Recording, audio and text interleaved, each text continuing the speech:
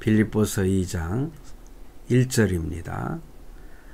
그러므로 그리스도 안에 무슨 권면이나 사랑의 무슨 위로나 성령의 무슨 교제나 긍휼이나 자비가 있거든 마음을 같이하여 같은 사랑을 가지고 뜻을 합하며 한 마음을 품어 아무 일에든지 다툼이나 허영으로 하지 말고 오직 겸손한 마음으로 각각 자기보다 남을 낮게 여기고 각각 자기 일을 돌볼 뿐더러 또한 각각 다른 사람들의 일을 돌보아 나의 기쁨을 충만하게 하라. 아멘.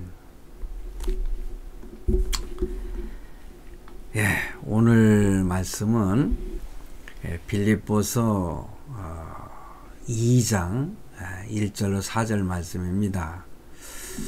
이 빌립보서를 제가 계속 강의하는 중에 오늘이 한 12번째 시간을 가는 것 같습니다. 1장은 마치고 2장으로 들어가는데 오늘 빌립보 교회에 대한 그 문제점이라고 하는 제목을 가지고 말씀을 나누고자 합니다. 그래서 교회 문제죠. 우리 지금 화목교회는 이렇게 비대면으로 우리 성도들이 각자 자기가 있는 처소에서 이 시간 함께 마음을 같이해서 예배를 드리고 있습니다. 그렇기 때문에 어떤 면에서는요, 이런 비대면을 통해서 유튜브를 통해서 예배를 드리는 우리 교회는 성도들이 서로 이렇게 마주할 시간이 없기 때문에 어떤 문제점이 발생하지 않는 것은 하나의 이점이라고도 할 수 있습니다. 그런데 사실 뭐 이렇게 드리는 예배가 하나님께서 참으로 기뻐하는 예배일지 아닐지는 하나님께서 판단하실 일이고, 지상교회에서 우리가 일반 교회에서 예배당에서 예배를 함께 드리며 교회 생활을 함께하는 많은 성도들이 이렇게 접촉을 하다 보면은 사실 여러 가지 문제가 많이 생기게 되어 있습니다. 그래서 오늘 본문의 그 빌립보서 2장에 나오는 이 빌립보 교회의 모습을 사도 바울이 이렇게 여러 가지 다양한 모습으로 표현하면서 권면하고 있는데, 이러한 문제점들은 오늘날 교회에서도 많이 나타나는 그런 현상입니다. 그래서 교회는 실상 완전할 수가 없죠. 우리가 교회를 이제 신학적으로 이제 구분을 하죠. 그래서 지상교회와 천상교회 이렇게 구분을 하는데, 사실 이 지상교회, 로컬 처치라고 하는 지상교회는요, 완전할 수가 없습니다. 그러나 이제 우리가 영원한 교회, 저 천국, 천상교회로 가면은 그곳은 완벽한 교회가 되지 않겠습니까? 그래서 우리는 그러나 아직까지 하나님 앞에 갈 때까지는 이 지상교회에서 예배를 드리고 신앙생활을 해야 되기 때문에 여러 가지 문제점이 있어요. 근데 그 문제점을 우리가 어떻게 잘 조율하고 해결하면서 하나님 앞에 믿음의 삶을 사느냐, 이것이 굉장히 중요합니다. 그래서 모든 것은 아니지만은 몇 가지를 오늘 본문을 통해서 우리가 생각해 보면서 하나님의 은혜를 받고자 합니다. 여러분, 이 빌립보 교회는 어떻게 세워졌습니까? 사도행전 16장 11절 이하에 보면은 루디아라고 하는 여인이 나옵니다. 그 루디아라고 하는 여인이 예수 그리스도를 믿음으로 시작된 것이 사실 빌립보 교회입니다. 그래서 사도행전 16장 내용을 보면은 여러분들 잘 나와 있으니까 그 내용을 읽어보시면은 나중에 큰 은혜가 될 줄로 믿습니다. 그래서 루디아를 중심으로 해서 세워진 어쩌면은요 여성적인 교회다 이렇게 표현을 해도 과언은 아닐 것입니다.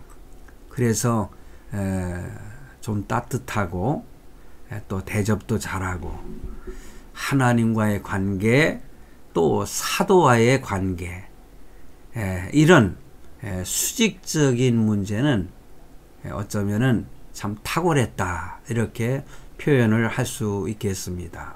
그러나 수평적인 관계 그러니까 성도와 성도 간의 그 수평적인 관계에서는 빌립보 교회도 여러 가지 문제가 있었던 것을 우리가 본문을 읽으면서도 발견하지 않습니까? 그래서 사도 바울은 1장 27절에서 복음에 합당하게 생활하라 이렇게 권면하면서 처음 한 말씀이 한 뜻으로 복음의 신앙을 위해서 협력하는 것 이러한 내용을 여러분 로마 감옥에서 편지를 쓰면서 사도 바울이 듣고 싶은 소식이었다 그런 표현을 하고 있습니다. 아마 성도들 간에 어떤 분쟁이 있었던 것 같아요. 이 수평적인 관계에서. 그러다 보니까는 사도 바울이 그러한 소식을 듣고 서로 마음을 같이 하고 한 뜻으로 하나님의 교회를 섬기고 복음을 전하는 그러한 모습을 보고 싶다. 그렇게 편지를 쓰지 않았겠습니까? 자, 오늘 본문에 보면은요, 1장 하반부와 연결되는 말씀인데 도대체 어떤 분쟁이 있었을까? 그 내용을 찾아볼 수 있습니다. 이 분쟁을 우리가 유추할 수 있는 이 본문이 4장 2절 말씀에 사실은 나타나고 있어요. 그래서 빌립보서 4장 2절에 있는 말씀을 미리 땡겨다 이렇게 한번 보도록 하겠습니다. 내가 유오디아를 권하고 순두개를 권하노니 주 안에서 같은 마음을 품으라 이렇게 권면의 말씀을 하고 있어요. 여기에 보니까는 유오디아하고 순두개라고 하는 두 여인이 나옵니다. 대개 교회는 여인들이 열심을 품고 섬기지 않습니까? 그런데 빌립보서 4장 2절 말씀에 보면은 그 유오디아와 순두개 이 두 여성도는 빌립보 교회의 중심 역할을 하고 있었던 것이 아닌가, 두 명의 여성 지도자가 아니었던가 그렇게 우리는 유추해 볼 수가 있습니다. 그래서 사도 바울이 이 두 여인에게 권한다, 권하노니 주 안에서 같은 마음을 품으라 이렇게 권면하는 것을 보아서 무언가 두 여성도가 이렇게 다투었지 않는가, 뜻이 좀 다르기 때문에 서로 내가 옳으니 네가 옳으니 하면서 이렇게 다툼이 일어나므로 교회에 분란이 일어나지 않았나 그런 생각을 하게 됩니다. 오늘날 우리가 섬기는 교회 안에도 이렇게 여러 다른 마음들이 있지 않겠어요? 여러 가지 가치관이라든가 경험이라든가 또 자기의 생각대로 이렇게 다 똑같을 수는 없지 않습니까? 그러다 보니까는 서로 의견 조율이 안 돼 가지고 서로 다툼이 일어나는 이러한 일들이 많이 있는데, 오늘 말씀을 들으시고 혹시 그러한 교회에 섬기고 있는 성도가 있다면은 참고하시기를 바랍니다. 그래서 무엇으로 다투었는지는 사실상 나타나고 있지는 않지만은 이렇게 두 여성 지도자가 서로 다투는 그러한 내용이 있을 것이다 그렇게 생각을 합니다. 그런데 자, 무엇으로 다투었는지는 사도 바울이 언급을 하고 있지는 않습니다. 그렇기 때문에 우리는 정확하게 알 수는 없어요.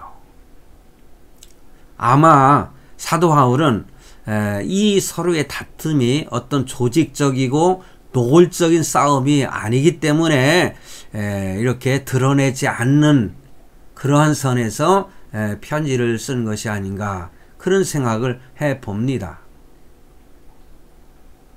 성도 여러분, 사실 고린도 교회 여러분 아시죠?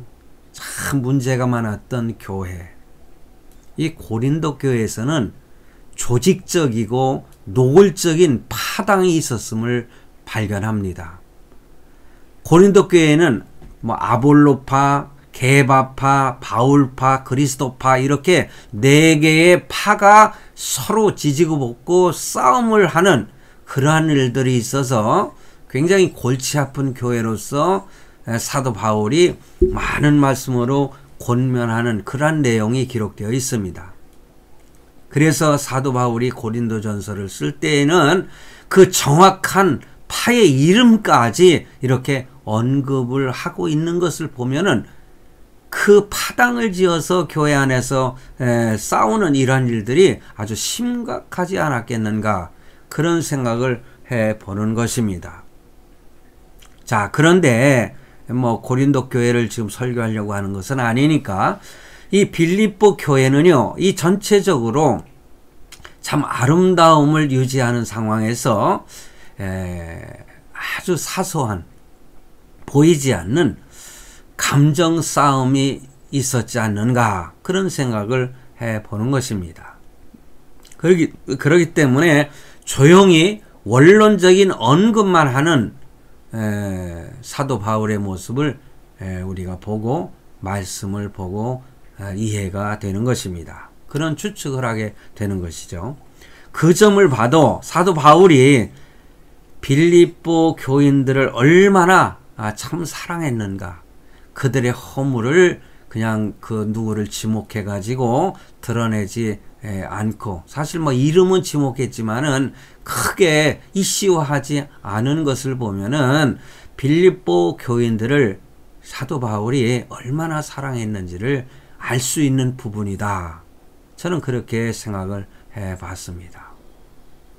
자, 여러분, 그렇다면은 어떤 문제였을까요? 아마 오늘날로 말하면은 뭐 여성도들이 다 여전도회, 뭐 여선교회 이런 명칭으로 해서 다 이렇게 소속되어 있지 않습니까? 그러다 보면은 그 여전도의 어떤 회장과 같은 직분, 두 여성이 예전에 제가 교회 목회할 때에 그때는 제1여전도회, 제2여전도회, 뭐 제3여전도회 이런 식으로 여전도회를 나이별로 구분을 해가지고 여전도회를 세워서 섬기도록 했습니다.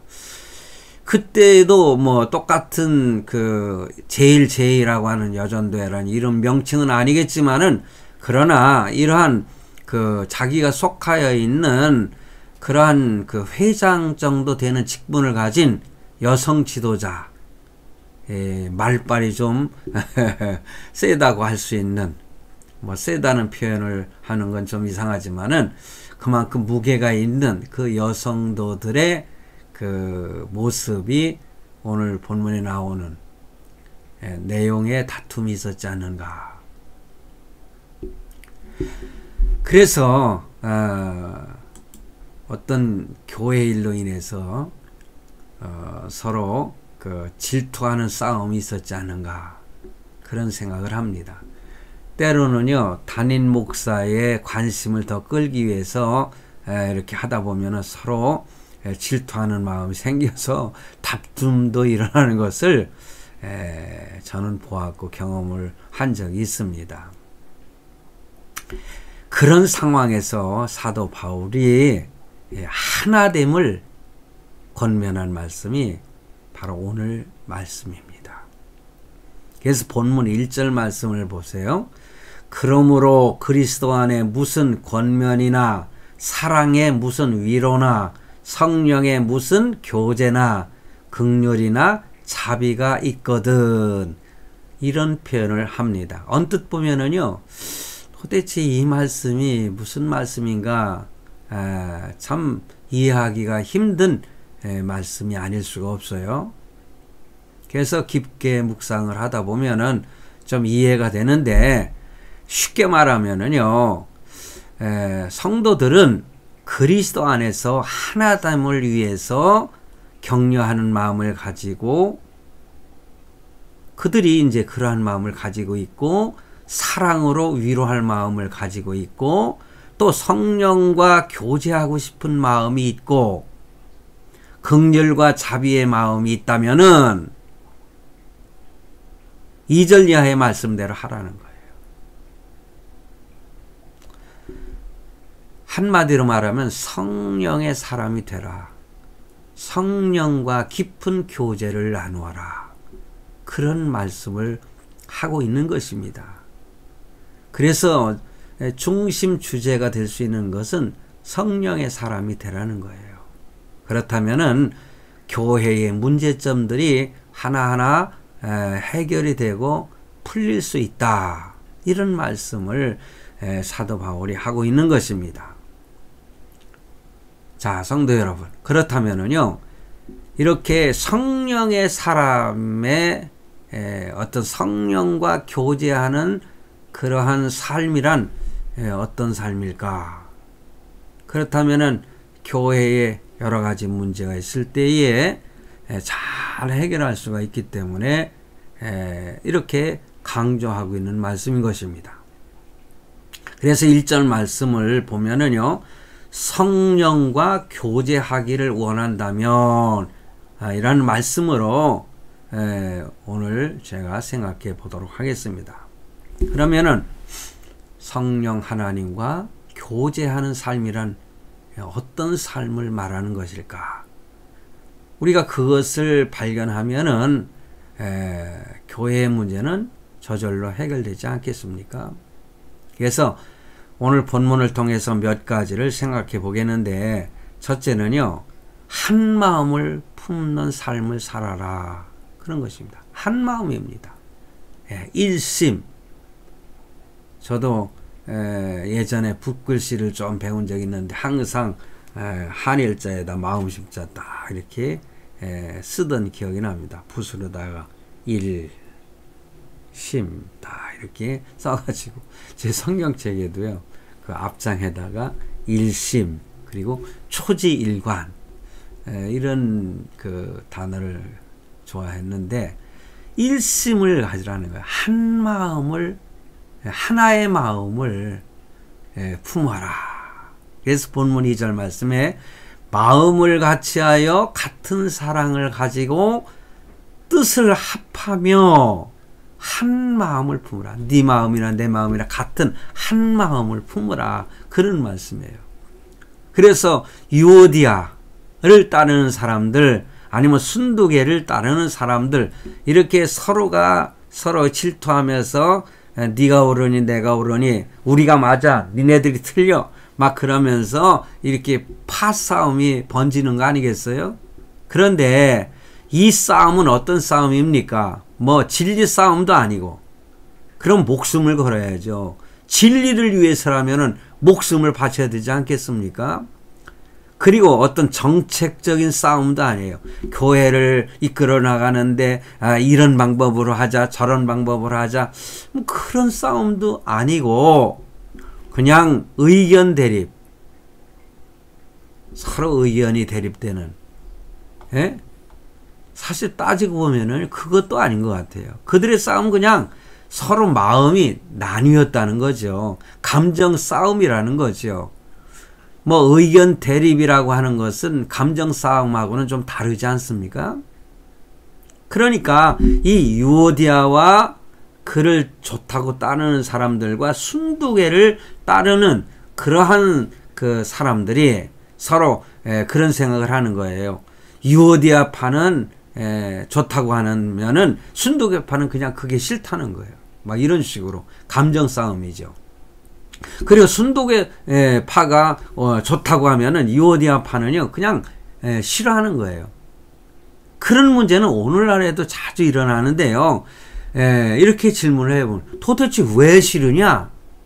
그러면 대답이 뭔지 아십니까? 아, 그냥 싫어요. 대책이 없죠. 대책이 없어요. 도대체 왜 싫은 거야? 아, 그냥 싫다는 거예요. 그냥. 바로 가장 문제 해결이 힘든 것이 바로 그냥 싫다는 겁니다. 뭐 때문에 그러면 뭐 때문에라고 하는 것만 서로 합의를 보고 서로 고치면 되지 않겠습니까? 그런데 그냥 싫다는 거예요.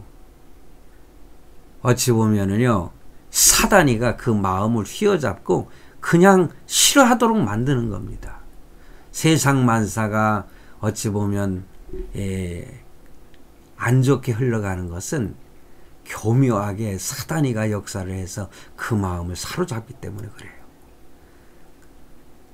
그래서 성령 하나님께서 그 마음을 바꿔주시지 않으면은 해결이 되지 않는다는 거죠. 그래서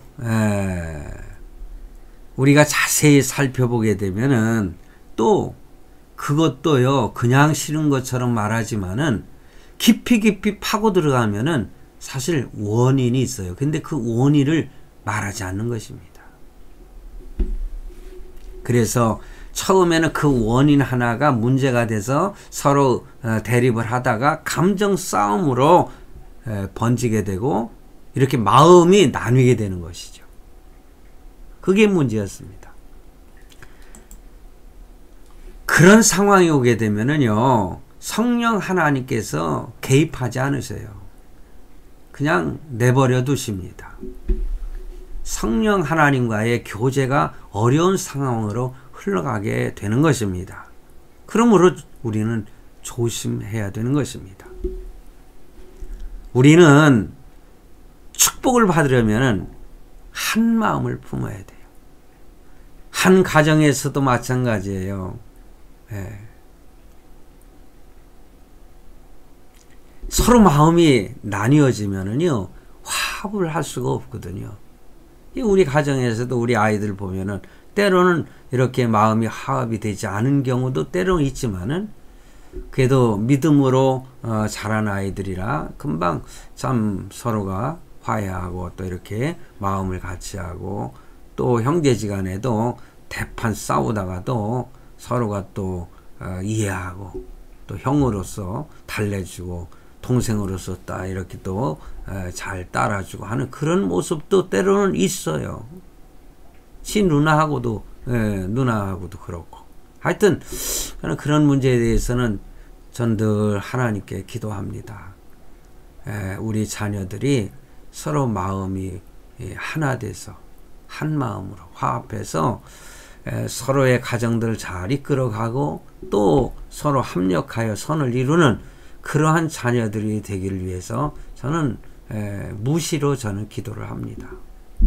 그래서 우리가 한 마음을 품을 때에 어려운 문제들을 해결할 수 있다. 교회가 그렇다는 것입니다. 그래서 우리는 축복을 받으려면은 한 마음을 품으라. 꼭 기억하시기 바랍니다. 두 번째는요, 겸손하게 살라는 겁니다. 이 겸손은 대단히 중요합니다. 좀 자기가 뭔가 있고 잘나고 이렇게 하다 보면은 사람이 참 교만해지잖아요. 근데 하나님은 교만한 자를 싫어하신다고 분명히 말씀하시고 겸손한 자를 기뻐하신다. 이런 말씀이 성경 여러 군데에서 말씀하고 있습니다. 오늘 본문 3절 말씀에서도 그러잖아요.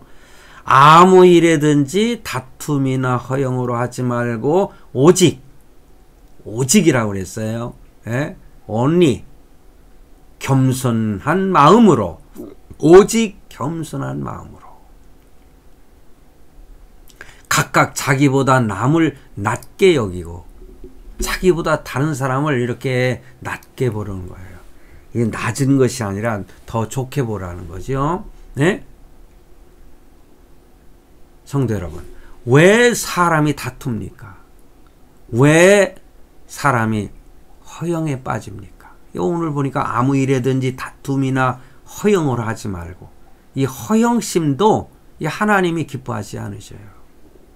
그래서 오직 겸손한 마음으로 각각 자기보다 남을 낮게 여기고, 그래서 이 3절 말씀에 사도 바울은 문제가 발생하는 것은 바로 겸손하지 못하기 때문에 교회에 문제가 일어나는 것이다, 이렇게 표현하고 있는 것입니다. 이 겸손을 권하는 하나님의 말씀을 우리가 받아들일 때에는 이렇게 지당한 말씀이라고 생각하지만, 사실요, 이 사도 바울 시대, 헬라 시대 아니었습니까? 그 당시에는 이 그 서신서를 참 파격적인 말씀으로 받아들일 수밖에 없는 이유가 있습니다. 그게 뭔가 하니, 당시 헬레니즘, 헬라 사람들에게는 어떤 좋은 뜻을 의미하는 이 겸손이라고 하는 단어가 그 자체가 없었다는 거예요. 저도 그 이야기를 읽으면서 헬라 시대에는 겸손이라는 표현이 없었구나.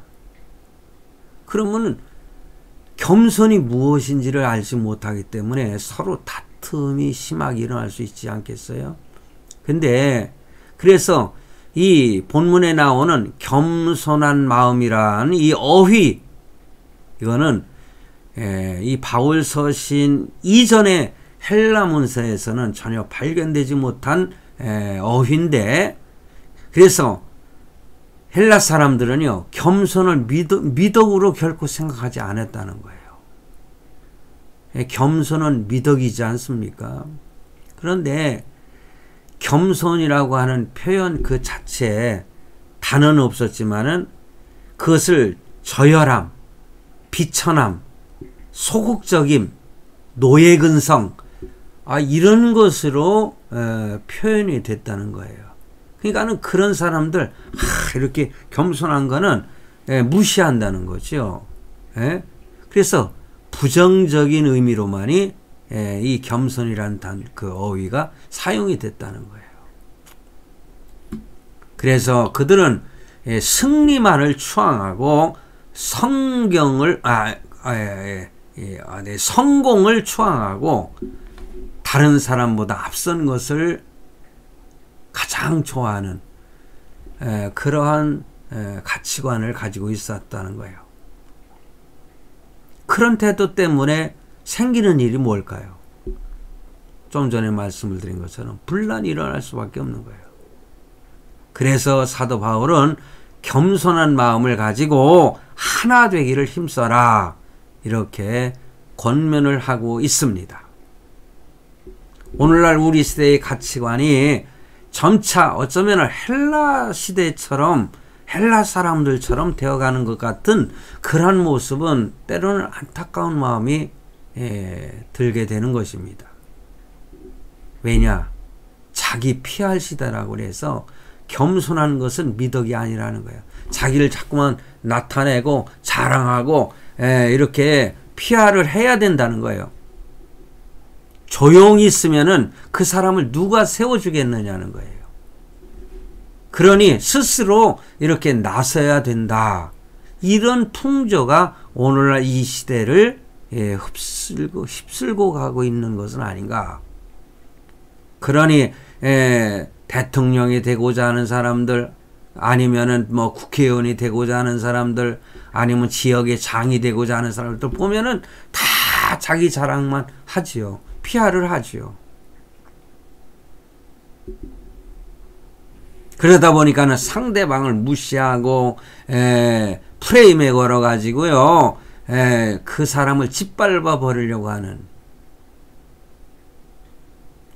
오늘날 이 대통령 선거에서도 막 자기 PR을 하면서 상대방을 갖다가 프레임을 걸잖아요. 음모론 같은 거. 사실 뭐 이렇게 드러나는 모습들 한두 가지 가지고 그런 사람들 그 상대방을 짓밟으려고 하는 그러한 생각들, 그래서 상대를 좋아하는 사람들을 갖다가 무시하고 개무시하고 말이에요. 이런 식으로 해서는 안 된다는 거죠. PR 좋습니다. 하긴 유튜브도요, 자기 PR을 해야죠.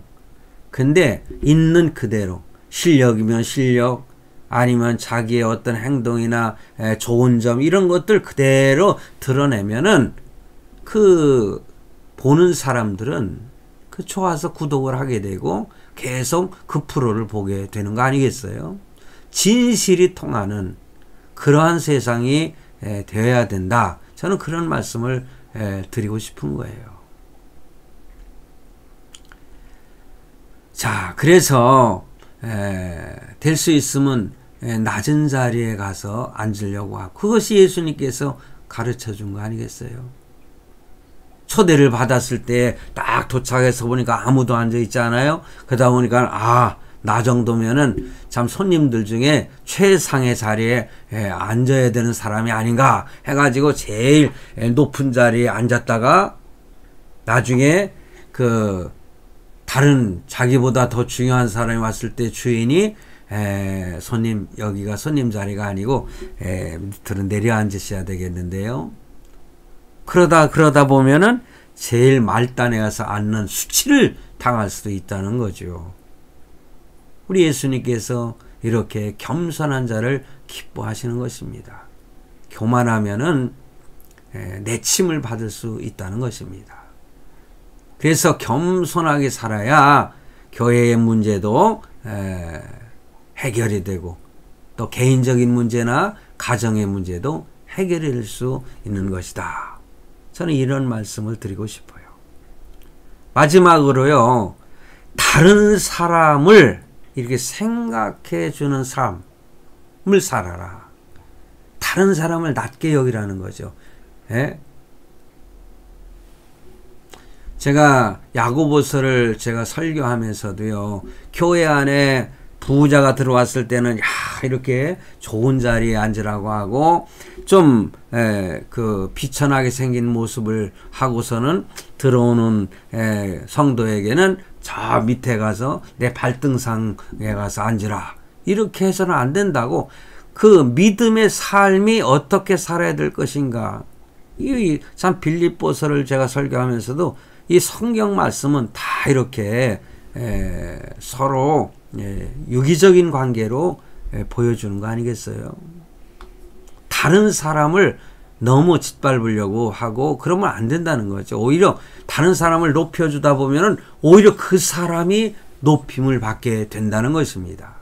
그래서 본문 4절 말씀에 뭐라고 했습니까? 각각 자기 일을 돌아볼 뿐더러 또한 각각 다른 사람들의 일을 돌아보아 나의 기쁨을 충만케 하라. 이러한 삶이 주님을 기쁘시게 하는 삶이에요. 그리고 사도 바울도 그런 얘기를 들었을 때에 자기가 기쁨을 갖게 된다는 그런 표현을 하고 있는 것이죠. 여러분, 겸손이라고 하는 것은 뭐 소극적으로 남을 나보다 낮게 여기고 조용히 있으라는 것만은 아니라는 것, 여러분도 아시지 않습니까? 그래서 정말로 우리가 해야 할 일이 있는데, 그것은 적극적으로 다른 사람을 돌보는 것, 이것이 오늘 본문 4절에 나타나고 있는 말씀이에요. 그러니 그것도 겸손의 중요한 표시가 아니겠습니까? 제가요, 어제 우리 아들이 그런 얘기를 하더라고요. 잠을 잘 때 자기는 성경을 읽는 녹음해가지고 이렇게 틀어주는 거 있지 않습니까? 그 보면은 유튜브에 보면은 이 성경을 이렇게 낭독하는 것을 이렇게 녹음해가지고 들려주는 게 있어요. 그것을 들으면서 잠을 청했다는 거예요. 그런데 그 말씀 중에 그 내용이 이러이러한 것이 있는데 자기는 그래서 마음속에 이렇게 하기를 다짐했다. 뭐 그런 얘기를 하길래 그러냐? 그거 이제 마태복음에 있는 말씀인데, 그래서 제가 사실 오늘 그 말씀을 제가 찾아봤어요. 그게 바로 마태복음 7장 7절 이하에 있는 말씀인데요. 누가복음 11장 9절에서 또 13절에도 그런 말씀이 나옵니다. 보면은 7절에 구하라 그리하면 너에게 주실 것이요 찾으라 그리하면 찾아낼 것이요 문을 두드리라 그리하면 너에게 열릴 것이니, 구하라 찾으라는 말씀, 기도하라는 말씀이죠. 그래서 8절에 보면 구하라, 구하는 이마다 받을 것이요 찾는 이는 찾아낼 것이요 두드리는 이에게는 열릴 것이니라. 그런데 이제 우리 아들이 한 얘기가 이 9절 말씀이거든요. 너희 중에 누가 아들이 떡을 달라 하는데 돌을 주며 10절에 생선을 달라 하는데 뱀을 줄 사람이 있겠느냐, 이 말씀을 이야기하더라고요. 그러면서 그 뒤에 있는 말씀을 자기가 듣고 깨달았다. 그게 뭐냐? 11절에 너희가 악한 자라도 좋은 것으로 자식에게 줄 줄 알거든 하물며 하늘에 계신 너희 아버지께서 구하는 자에게 좋은 것으로 주시지 않겠느냐. 그러므로 12절에 그러므로 무엇이든지 남에게 대접을 받고자 하는 대로 너희도 남을 대접하라. 이것이 율법이요 선지자니라. 바로 12절 말씀을 자기가 깨달았다는 거예요. 무엇이든지 남에게 대접을 받고자 하면은 이렇게 하는 대로 너희도 남을 대접하라는 거죠. 그래서 다른 사람에게 많은 것을 베풀면서 살기로 마음속에 다짐을 했다. 저는 그 얘기를 들을 때 참 마음이 기뻤습니다. 그래, 너 요즘 돈 잘 버는데 열심히 벌어서 참 선교하는 일에 또 남을 이렇게 섬기는 일에 이렇게 사용하면서 살아라. 그래. 그런데 사실 보면은요, 오늘 본문에서도 그런 말씀이 나와요. 자기 자신에게는 뭐 무책임하라는 말씀이 아니거든요. 자기를 돌보라는 표현이 있어요. 그래서 자신과 가족들을 위해서 돈을 쓰는 것을 아깝게 여기지 않는 모습을 제가 아들에게서 볼 때 그게 제일 마음에 들더라고요. 형제들하고 어디 부모 형제들이 가족이 함께 어디 식당에 가더라도 다른 사람 절대 음식값 못 내게 하고 자기가 솔선수범해서 내고, 이런 것은 참 그래 이제 돈 좀 벌으니까 그렇게 남을 베풀면서 형제를 베풀면서 살아라. 그런 마음으로 저는 기도를 합니다. 그래서 이렇게 물론 믿는 사람이라고 자신은 전혀 돌아보지 말고 다른 사람만 위해서 살라는 것이냐? 그렇지 않다는 것이에요. 근데요, 저는 그 목회를 하면서 저는 오히려 나 중심보다는 성도들 중심으로 살았던 것을 솔직히 고백을 합니다. 그래서 물질에 대한 욕심이 없었다고 할까요? 그래서 언젠가도 제가 그런 말씀을 드렸잖아요. 제가 실질적인 목회에서 손을 뗐을 때에 내 주머니에는 텅텅 비어 있었다. 그러니 내 남은 생애를 어떻게 살 것인가, 그런 걱정도 사실 한 적이 많이 있습니다. 그런데 하나님께서 다른 방법으로 자식을 통해서 또한 물질도 주시고 이번에 좋은 거처를 좋은 곳으로 옮기게 해주시고, 그런 것이 너무너무 감사하다. 그런 생각을 하면서 참 살고 있습니다. 제 집사는 지난번에도 말씀드렸는데 제 집사람하고 그래 우리가 말년에 이렇게 여유로워진 것이 얼마나 하나님께 감사하냐. 은퇴하고 나서 어려움과 고통을 당하는 그러한 참 은퇴 목사님들이 많이 있거든요. 그래서 4절 말씀에 자기의 일을 돌아볼 뿐더러, 이 말, 자기 먼저 돌아보라는 거예요. 그래서 자기 일도 돌아보고 남도 돌아보라, 그런 말씀이죠. 희생이 없고 어떤 대가를 치를 준비가 없으면은 성령님과의 깊은 교제, 성령의 사람은 될 수가 없다. 에이, 나 살기도 바쁜 세상에 어떻게 다른 사람들까지 챙기란 말인가? 뭐 그런 생각도 들 수 있습니다. 그런 생각이 전혀 없다면은 뭐 정말 사람도 아닐 수도 있죠. 근데 하나님이 그런 생각을 갖지 않도록 역사하시면은 그런 생각 가지지 않아요.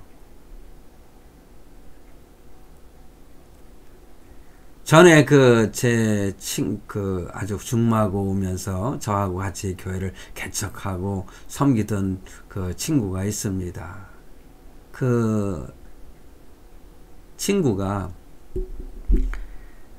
교회 이렇게 섬기다 보면은 아주 속 썩이는 집사들이 있거든요. 저보고 그 친구가 물어봐요. 너 아마목의 집사, 너 정말 밉지 않냐? 그러니까 저는 그래요. 글쎄 좀 불편하긴 해도 미운 마음은 들지 않는데. 그랬더니 저보고 하는 소리가, 너는 천상 목회자라구나, 그러더라고요. 글쎄요, 내가 천상 목회자라서 그런지는 모르지만 하나님이 그런 마음을 주시면 참 불편하면서도 참 어렵지만은 미운 생각까지는 들지 않더라고요. 왜냐? 우리 함께 한 교회를 섬기는 동역자이기 때문에 그렇습니다. 자, 하나님도요, 그런 마음을 갖는 사람들을 뭐 인정해 주시죠. 그런 사람의 마음이 어찌 다 뭐 이렇게 천사 같다고 할까요? 하나님 같을 수는 없지 않겠어요? 우리가 살다 보면은요, 열심히 사는데 자기만을 위해서 열심히 살다 보면 뭔가 뜻대로 되어지지 않을 때 화병에 걸리는 경우도 많이 있잖아요. 저는 때로는요, 화병도 걸려왔어요. 고연히 어떤 일 있으면 가슴이 돈돈돈돈 하면서 막 떨려요. 그러면서 마음이 안정이 안 돼요. 막 불안한 생각이 들고요. 그게 바로 화병인 것입니다. 이 사단이가 또 역사하면 그렇게 마음이 두근거리면서 안정이 되지 않고 모든 일들이 두려움으로 오는 거거든요. 이 어떤 사람들은 그런 마음이 있을 때에 스스로 자기 목숨을 끊는 그런 사람도 생기지 않습니까?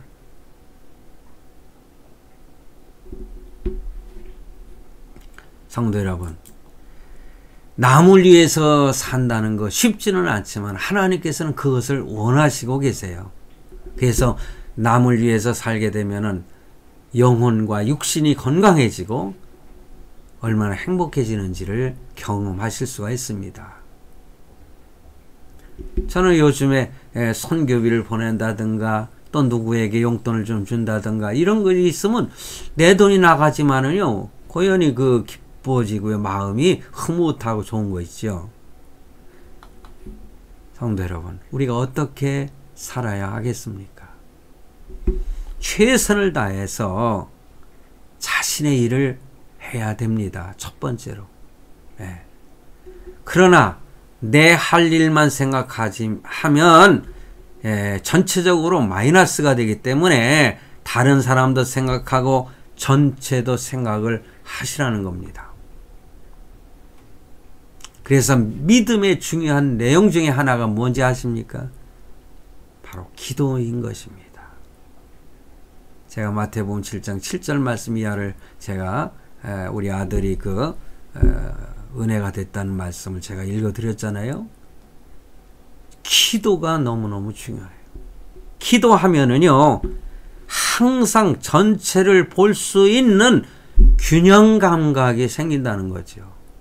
기도하는 사람은요, 오늘날 이 시대가 어떻게 흘러가고 있는지를 감지할 수가 있는 거예요. 대통령 후보들이 뭐 이런 말하고 저런 말하고 세상 돌아가는 것들 쭉 보면은요, 어느 곳에 치우치지 않습니다.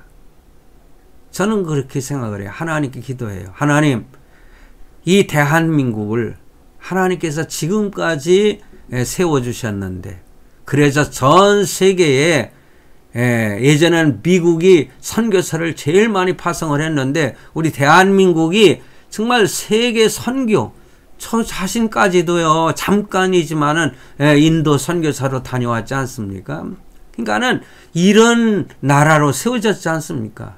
믿음의 나라로 세워지지 않았습니까? 그러니 자유민주주의 국가에서만이 기독교가 허용이 되고 믿음이 허용이 되는 이러한 세상을 사회주의나 공산주의 국가 체제로다가 바꾸려고 하는 그러한 잘못된 이념을 가진 사람들이 대통령이 되어서는 안 되겠고, 정말 자유와 민주, 모든 종교를 그 자유를 줄 수 있는 그런 국가 체제를 이룰 수 있는 그런 대통령 후보가 대통령이 될 수 있게 해달라고 저는 그렇게 기도를 합니다. 요즘에 뭐 무당당이니 구팀당이니 뭐 그러면 서로 요즘에는 그 무당 프레임을 걸어가지고 난리 법석들은, 저는요 무당이 제일 싫어요. 여러분, 제가 어렸을 적에 무당 때문에 얼마나 신앙생활하는데 고통을 당했는지 아십니까? 부끄러운 얘기지만 저희 모친께서 무당을 시형아들 삼아가지고 그 친구 쫓아다니면서 굿하면서 저 대를 잡으시고 우우 하면서 제가 언제 간단히 좀 간증을 할 때도 있었지 않습니까? 저는 그 친구 지금도요 불쌍해요. 그 친구가요 윤상로라고 하는 친구인데, 지금 나보다 뭐 나이가 많으니까 어제 살아있다면은 그가 예수 믿고 구원받았으면 얼마나 좋을까.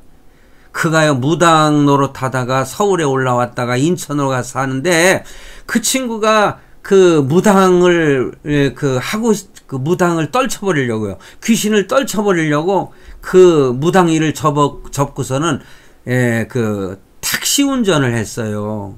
근데 택시 운전을 하는데 이놈의 귀신이, 이놈이 사단이가 그를 이렇게 휘어잡고 있는 그 귀신이 얼마나 괴롭히는지, 그냥 이런 그 무당 노릇을 안 하니까요 바짝 말라가지고 어떻게든지 자기는 안 하려고 하는데 나중에는 죽을 것 같더라는 거예요. 그래가지고 다시 무당 노릇을 하게 됐다는 얘기를, 저는 소식을 어머님을 통해서 저는 들었거든요. 참 그랬을 때 어쩔 수가 없는가 보다. 그래도 지금은 참 그 영혼을 하나님께서 불쌍히 여기셔서 구원시켜 주셨으면 얼마나 좋을까. 그래서 저는 요즘에 무당 얘기가 나오고 뭐 이러는 것들 보면은요 얼마나 그냥 속이 상하고 그런지 몰라요.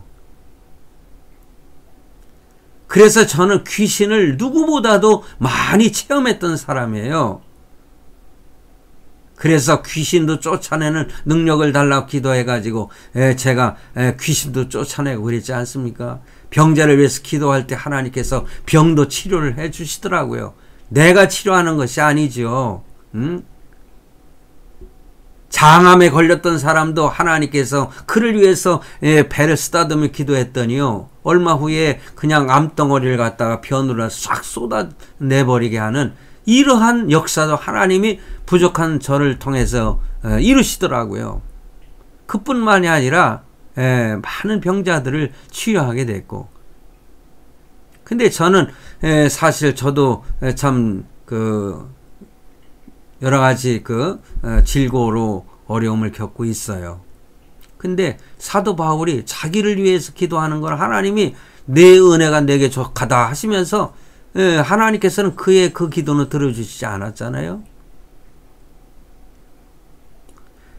언젠가 아까 제가 사랑하는 그 친구 집사, 그 친구가 저에게 올무가 있습니다. 이게 뭔가 이렇게 드러낼 수 없는 저는 참 그럴 때 제 친구가 그래요.